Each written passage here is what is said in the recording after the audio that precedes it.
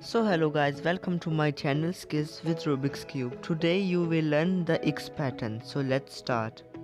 So here's my right side. Turn your middle layer 2 times up.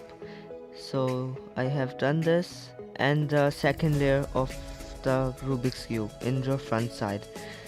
Do like this and again until you get 2 points on your back side and on your front side.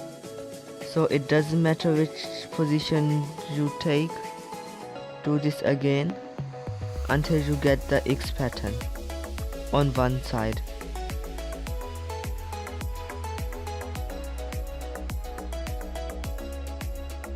And yes, this is the X pattern of your Rubik's Cube in front and in your back side. And the same pattern you can also do with the other colors.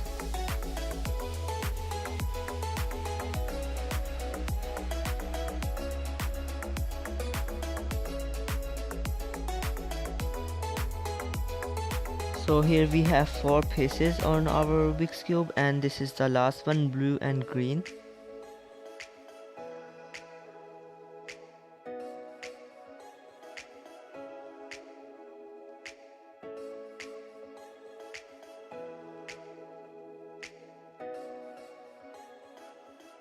So yes, we have done it, X pattern.